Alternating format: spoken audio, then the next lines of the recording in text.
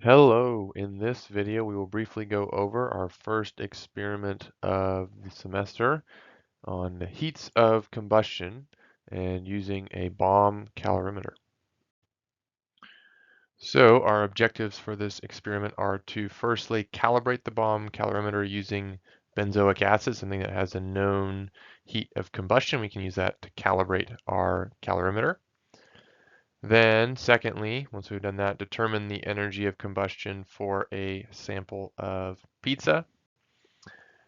And then compare that measured energy content of pizza to the known value that would be listed on the package. So calorimetry, we're able to determine energies for combustion using calorimetry. In a bomb calorimeter, it is constant volume, it's enclosed, sealed, and it's adiabatic, which means that there's no heat transfer from inside the calorimeter to the outside world or the surroundings. So we're able to precisely measure the how much heat is given off by a reaction. And because it's constant volume, we'll be determining the internal energy. Right? So that's U of the combustion reaction that we're causing to happen in this case.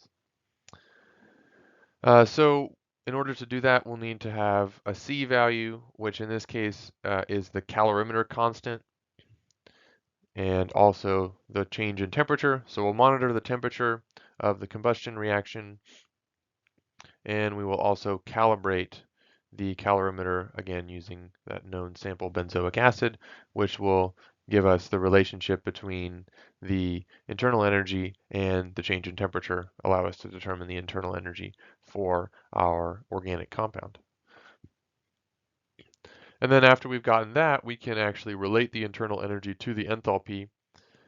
You typically would have the enthalpy of combustion tabulated rather than the internal energy of combustion. So we'll want to be able to relate the internal energy to the enthalpy, and then we can compare that to some literature data to see how accurate and precise your measurements were. Now, in this experiment, we'll have to think about sampling as well. Because we have such a heterogeneous sample, our pizza, it's got different components, crust, sauce, cheese, the toppings. If we were to just take a scoop of that and use that for our calorimetry, that may not reflect the overall composition of or the average composition of the pizza very well. We might introduce some bias if we were to just take a little scoop. And so we'll use something called paper cone riffle sampling to help us avoid this bias. So what this involves is taking your dried sample of pizza. You have basically an 8-sided funnel, and you're going to pour the sample over that funnel, moving it in a circular motion, which helps to distribute it equally into 8 different containers. And this will reduce the amount of bias that could be introduced if you were to just scoop out from a particular portion.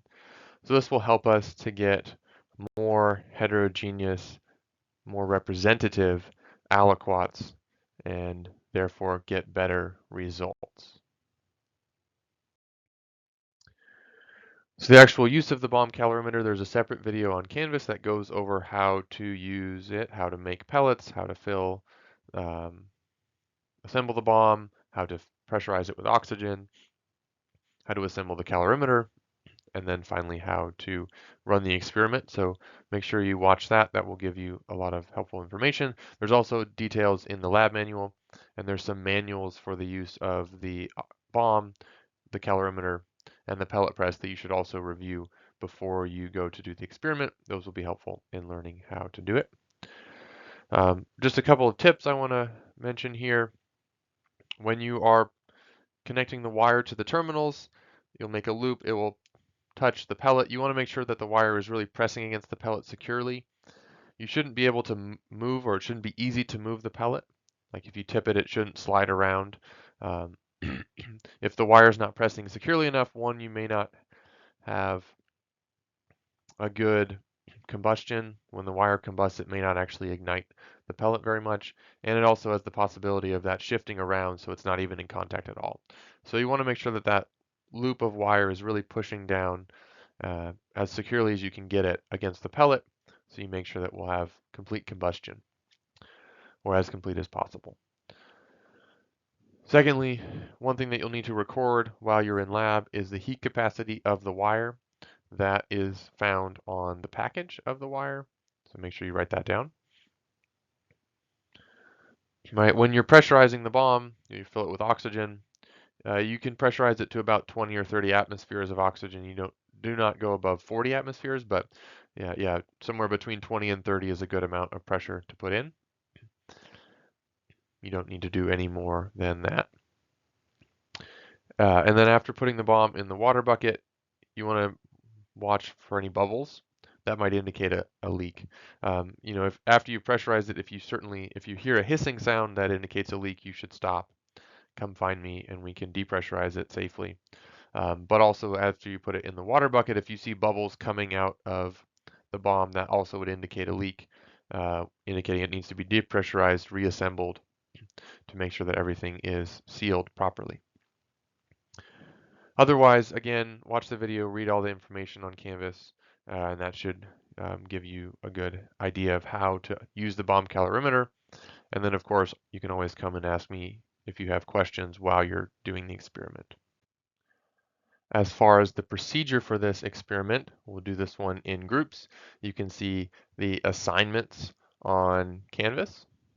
There's a link to a Google Sheet which contains the groups for and sample assignments for all of the experiments, but you can find the tab for this first experiment and check on the group assignments there. There's only one bomb calorimeter setup, so you'll need to sign up for a time to use the bomb calorimeter. There's a spreadsheet linked on Canvas which you can use to sign up for time to use the bomb calorimeter as well. The first thing that we'll need to do before doing the calorimetry is prepare the pizza sample. So you need to blend it up, dry it, and then portion it out. It will need to dry for about 48 hours in the oven. Make sure that we account for that time and plan ahead at least 2 days before you intend to do the calorimetry to get those pizza samples drying. And then you'll portion them out using the paper cone riffle sampling as we described earlier in the video. Then once you're ready to do the calorimetry, first you'll need to calibrate the bomb calorimeter. You'll use benzoic acid to do this. It's a compound that has a known heat of combustion, so we can use that to calibrate our calorimeter, determine what's called the calorimeter constant. For this, only one trial is needed with the calibration with benzoic acid. Once you've calibrated the calorimeter, then we'll do the analysis of the pizza samples. Use whichever type of pizza is assigned to your group. Again, you can find that in the spreadsheet linked on Canvas. We're going to mix some pizza with a portion of benzoic acid, roughly in a 50-50 ratio. And this will help to facilitate ignition and combustion. Having benzoic acid in there will help to ensure that we get good ignition, good combustion of our whole sample. And then we'll be able to back out, based off of the known heat of combustion for benzoic acid, the observed temperature rise, what portion of that comes from the benzoic acid, what portion comes from the pizza. For your pizza sample, you'll complete 2 trials with 2 separate aliquots, 2 separate pellets. We'll also titrate the bomb washings, and this will allow us to determine the amount of nitrogen, the amount of protein in the sample. When we have combustion, the carbon and oxygen and hydrogen is converted to CO2 and water. But we have, if we have nitrogen in the sample, that will be converted to NO2. And that NO2 if it's dissolved in water, there probably will be a little bit, well, there's water inside the bomb from the combustion, and so it will become nitric acid, HNO3. And we can determine how much HNO3 was produced, how much nitrogen there, which would be how much nitrogen there was in the sample, if we rinse out the bomb to collect all of that nitric acid and then titrate it. So we'll do a titration that will allow us to determine the number of moles of nitrogen. And then because the nitrogen in the sample largely comes from protein, that will allow us to determine the protein content of the pizza as well. So we'll get the overall energy content as well as the protein content by doing this procedure. When you're cleaning up all solid waste, so the wire, any leftover of the solids can be disposed of in the trash. For this experiment, we'll be submitting a short results only report, and then we'll do a separate oral assessment. The report that's written, again, should just be the results section, but it should be a full results section. So you'll obviously have a header with your name and the date and the title, and so on. And then you'll have your results section, which will include all of your data, your calculations, any necessary graphs, as well as a narrative description of the data and results that you obtained in this experiment. For your calculations, you should make sure to calculate the heat capacity of the calorimeter, the energy of combustion for your sample, and then from that, the energy of combustion for just pizza.